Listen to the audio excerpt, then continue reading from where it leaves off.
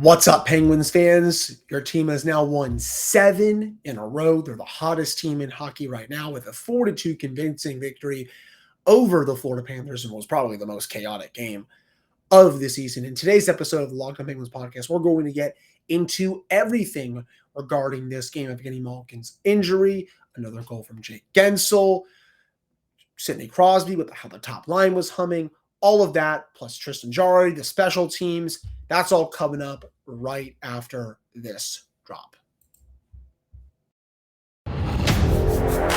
You're Locked On Penguins, your daily podcast on the Pittsburgh Penguins, part of the Locked On Podcast Network.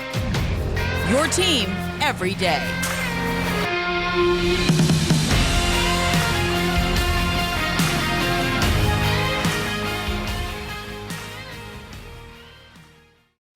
Hello and welcome back to another episode of the Locked On Penguins podcast. I am your host, Hunter Hodes. Remember to follow me on Twitter at Hunter Hodes. Follow the show's Twitter at LO_Penguins. And of course, thank you all so much for making this your first listen of the day. Today's episode is brought to you by Bet Online. Bet Online is how we covered this season with more props, odds, and lines than ever before.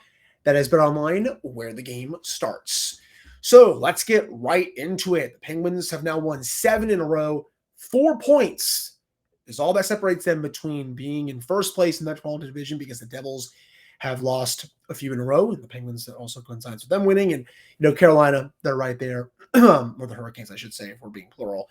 They are right there with the Penguins as well, and being 4 points back. So they're playing some very good hockey right now. And this was, again, as I teased in my intro, a very chaotic game. Probably the most chaotic game the Penguins have played this season. And I didn't think it would come against the Panthers, especially not without Matthew Tkachuk. I thought he was going to play tonight, but it looks like he came down with a non-COVID illness. There's something going around right now. I mean, I'm still recovering a little bit from a cold. I think a lot of people have been getting the flu lately. So, he probably had something related to that. They said it wasn't COVID. Sergei Bobrovsky played well, but, this was an up and down affair. Odd man rushes galore with both teams. So many scoring chances. And it was unexpected just because it was against a Paul Maurice coach team. I would have expected this if it was Andrew Brunette with last year, because the Panthers were averaging 4 goals a game and he's a very offensive-minded coach. But with Maurice, he's usually a more excuse me. That's the first time I've sneezed on this show before. Sorry about that. First time I've sneezed in quite a while. Anyways, getting back to what I was saying with Paul Maurice, he is a much more defensive-minded coach. That's why I kind of thought tonight, I was with Armando. He said 2-1. I said 3-2. It was going to be 3-2 before the empty netter. But, this game could have been 4-3, 5-4, 6-5 with some of the chances that both teams were getting. So, I was just kind of surprised because the Panthers were missing quite a bit of firepower, but they were still able to get, a lot of quality chances at the net tonight. The Panthers, they actually controlled a lot of the underlying numbers at 5v5. Shot attempts, they had a slight edge, 51.5% of those. Scoring chances were dead even, but high danger. The Panthers had 60% of those chances, but the Penguins did lead, though, in expected goals with 56%. So, this was a track meet at the end of the day. So I really wanted to start out with that just because the Penguins, again, both teams could have had, 4 to 5 goals or maybe more tonight. But I think where this game was really won for me was the special teams. And, I tweeted this during right after the game. Kudos to Todd Reirden and Mike Vellucci for really turning around both of those units. I had someone come on my mentions and say, well, it's mainly Teddy Bluger. And I understand Bluger's return does help the PK a lot. He is their best penalty killer. But I will also argue with, or say to that person, that Bluger's return, the unit was already starting to get in the right direction before he came back. It just so happened that when he came back, he was that missing piece. And now you're seeing it right now where it's a top 5 unit in the league. It was going to potentially get into that. I think it would get into that upper half of the league, without Bluger, but with him, it is a top 5 unit, and you are seeing that right now. The PK was awesome tonight. Kris Letang gets a shorthanded goal, his second goal of the season. Also had 2 points total tonight. Another really strong game from him. Nice job of him to jump up into the rush on that shorthanded chance to give the Penguins a 2-1, or actually no, not the 2-1 lead. But yeah, no, it was the goal to make it 1-1. I apologize about that. I don't know what my brain, I think, just farted on that. But no, like, really nice job of him to jump up into the play and, get that shorthanded goal there, because the PK was firing on all cylinders tonight. And then, we'll also go to the power play. 7 straight games now of a power play goal. That is the longest such stretch that the power play has scored in the Mike Sullivan era.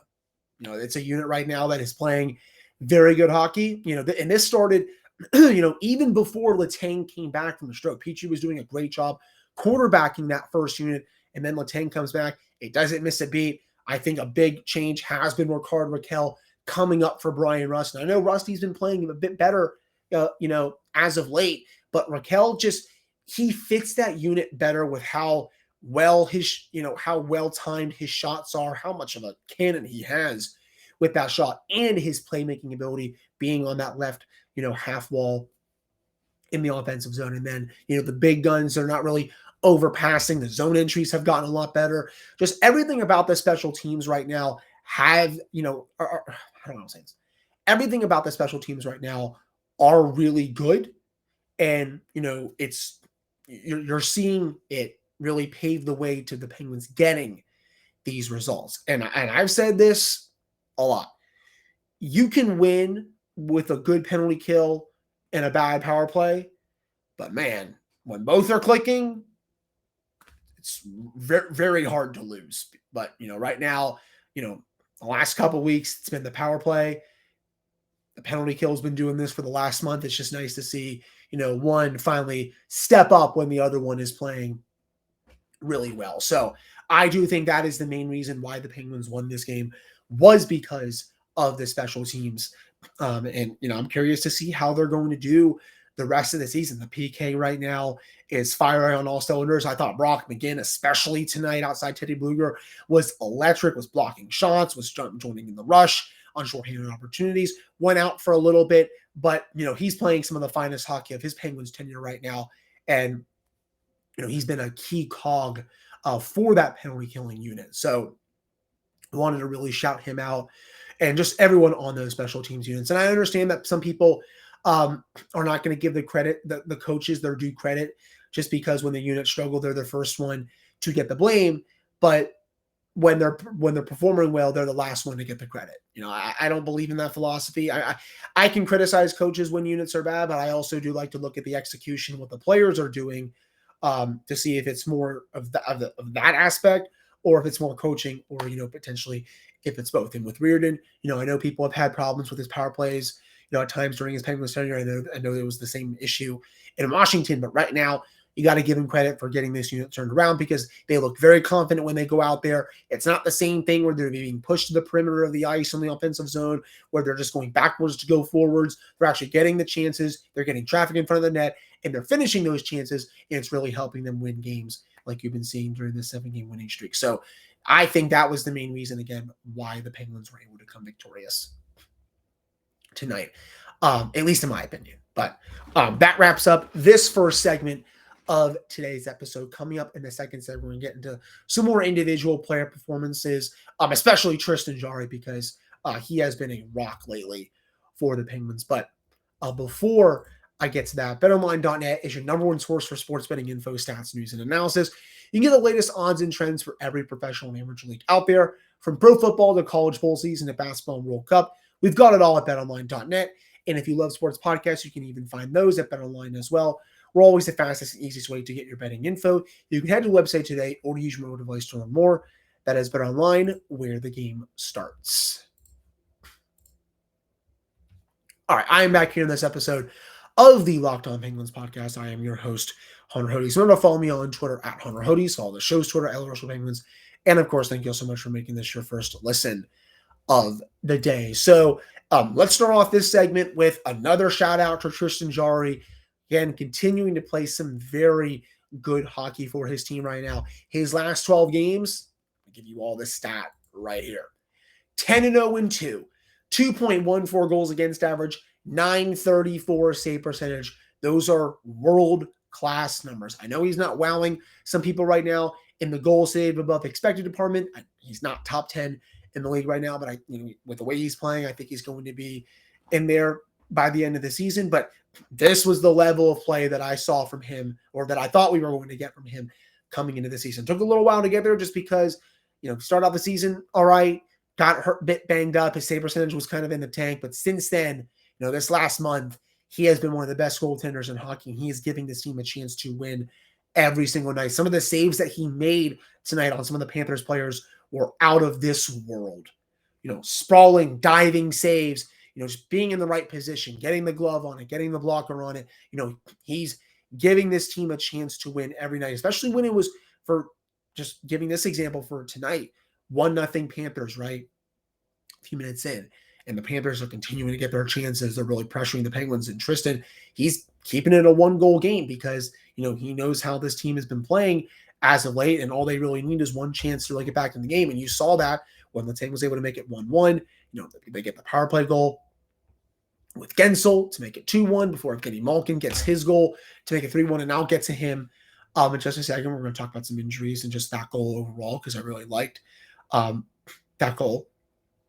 But, he was able to keep them in it and make sure that they don't go down by a multi-goal deficit. And, that he bought them enough time, and the Penguins were able to find their game a little bit more. I thought they were playing fine, but they were able to find that game a bit more after that first goal, or after the Letang goal, I should say, shorthanded. And boom, you didn't have to rely on him as much. The Panthers, they made it a bit close in the third period. They made it 3-2, thanks to, what was it? Making sure it was, Sam Reinhart, just making sure. But after that, Jarry really slammed the door, made some key saves when he needed to, and the Penguins, they were able to come out victorious. But, I honestly think that's another big reason why the team is winning right now, is because they're actually getting the saves as well as them finishing their chances, both, on the man advantage and a 5v5. We know how good this team is at 5v5. They have one of the best they're one of the best teams in terms of expected goals, Corsi, scoring chances, high danger chances, etc. But they weren't getting the goaltending early on in the season. Now they are, and you're seeing just how dangerous of a team this can be. Now, for a little bit other somber news, I guess, Evgeni Malkin, gets the goal, obviously awesome. But, Sidney Crosby tees up a slap shot. You don't ever want to stand in front of a Sidney Crosby slap shot. Comes in, boom, off his right knee into the net. You love that he scored, but he was down on the ice for a few minutes. Had to be helped off the ice by some of his teammates. Really didn't put a lot of weight on that knee. This is a player that, by the way, he needs a break with his knees, man. I mean, he's had 2 major knee surgeries already. Remember the ACL, then, had his PCL and his MCL on the knee. Just give the guy's knees a break. And this is his right knee. This was not the knee. I don't think that was surgically repaired on. I believe that was his left knee. But it looks like that they did get a little bit of good news after the game, according to Mike Sullivan. He said the initial prognosis was that it was positive. I did see on social media right after the game, if I can find this tweet here, from Dr. Harjas Grewal. So he kind of, he is, he tweets about NHL injuries a lot, and he is a legitimate doctor. And he said he anticipates this more being a contusion, slash a bone bruise rather than like a broken bone. He thinks he'll be day to day. That's probably the best case scenario for him at this point. I was really thinking, I don't want it to be any ligament damage or anything like that, but I don't know if you can get ligament damage from a puck to the knee. But, I also don't want a broken bone there or anything like that. I don't need him being out longer term or anything like that, because he has been amazing for the Penguins this season. He's off to a tremendous start at a point per game pace. The last thing they need, especially right now after the Jeff Petrie and Jason Zucker injuries, last thing they need is another injury to a top player. If I had to guess, I don't know, he might be held out on Sunday down in Carolina against the Hurricanes, but I don't think this is going to be super long term. According to Josh Yowie, after the game, he was seeing him walking, fine, but had a big ice pack on his knee, but he seemed to be walking just fine. So that's very good news, at least when it comes to Malkin. But really nice job parking himself, in a prime goal scoring area right to the side of the net. Puck goes off his knee. and in to make it 3-1. Jake Guentzel, 2 goals tonight, the first of which made it 2-1. That went off his skating in. Some people were thinking it was a kicking motion. No, it just went off his skate. Those goals, they count. That's a good balance for the Penguins, a bad balance for the Panthers. The Penguins have gotten, screwed on that kind of, bad luck goal so many times this season. It's nice to see the roles reversed there. And then, of course, Guentzel was able to finish the game with his second goal with another empty netter. Believe he is tied for the league. Yeah, it's him and Alex Ovechkin at the top for the lead around the league in empty net goals. I don't know why I am just stumbling on my words for some reason. But yes, the league lead. There we go. The league lead in terms of empty net goals. Jake is now tied with Ovi. But, those were the main players that, really stood out to me. I would say tonight, Rickard Rakell, I also will say he was incredible. But I also do want to touch on this just a second. And end of the game, right? About a minute left. Don't know why Paul Maurice took his sweet time pulling the goalie, help the Penguins. But Penguins are in the defensive zone. They're defending the 6-on-5. Before Guentzel gets that empty netter, go back and watch what Jan Rutta does. Pins his guy up against the glass, is able to clear the puck out, spring Guentzel. Jake goes right down the center, right down the right side of the ice, but the puck is kind of cutting towards the center. Collects the puck and then shoots it in the empty net. But just watch that defensive play from Rutta. He was smart enough to know to pin his guy to the boards and was still able to get his stick on the puck to lift it out of the zone to spring Guentzel for the put-away winner.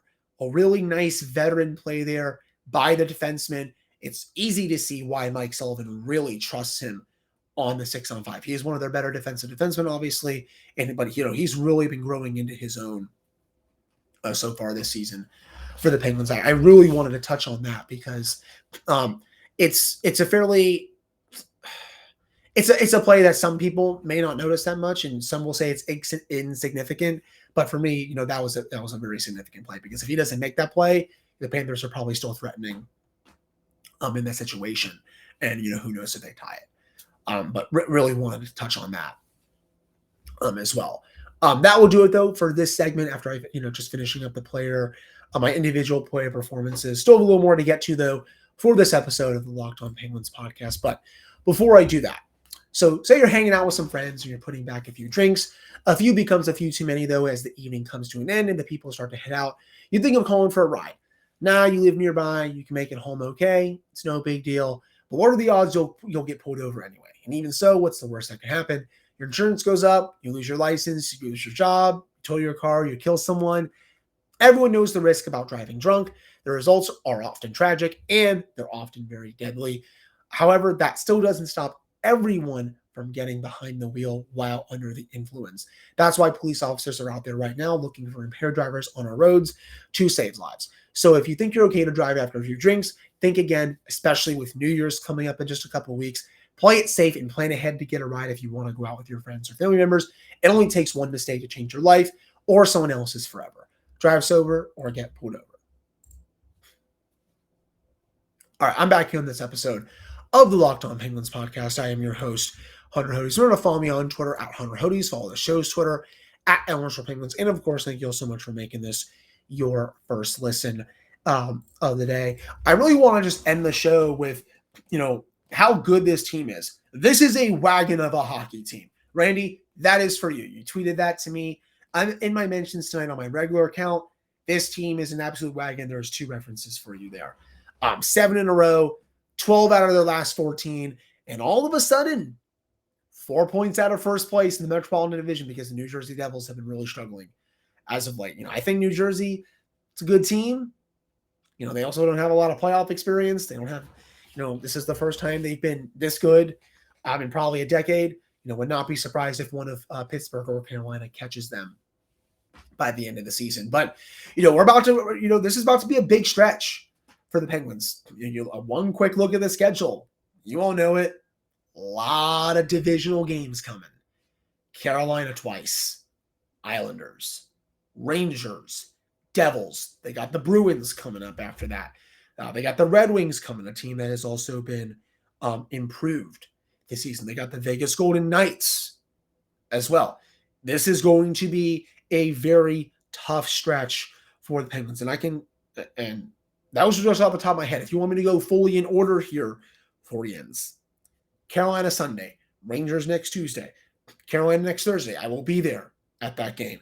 Islanders after that, Red Wings, Devils, Bruins, Golden Knights. Then they finally get a break playing some teams from the West in January, Arizona, Vancouver, Winnipeg, and Anaheim and Ottawa a couple times. But that is a brutal stretch of games coming. Penguins are going to have to run the gauntlet against the Metro. We are going to truly see how they stack up against some of these really good teams in the Metro. And yeah, are they going to do it when they're banged up? Yes. But I think the Penguins are ready for it. I think they have shown so far that they are one of the best teams in the league. This is a fantastic hockey team that can run 4 lines at you when healthy.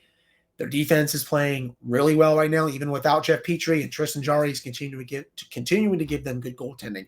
Again, I don't know if they can go on a cup run. I think they're still maybe a piece or two away, especially at forward. I think they would need someone on that third line, but again, cap space and they just don't have a lot at the moment. But this is a very good hockey team. I think they have really, just silenced a lot of the doubters from the early parts of the regular season. And, you're seeing it all come together right now. 7 in a row, 12 of 14. The top line is humming. Sidney Crosby is a Hart Trophy contender. Jake Gensel is on pace for 40 goals. Rickard Rakell has been quite the fit ever since Ron Hextall traded for him. I think that's honestly a top 3 move that he's made. Evgeni Malkin, when he's been healthy this year, which has basically been every game until now, point per game pace. Jason Zucker, 20 points in 27 games. Brian Russ is starting to turn it around. Brock McGinn is playing the best hockey of his Penguins tenure right now. Teddy Bluger's been, great for getting the penalty kill back up to a top 5 unit.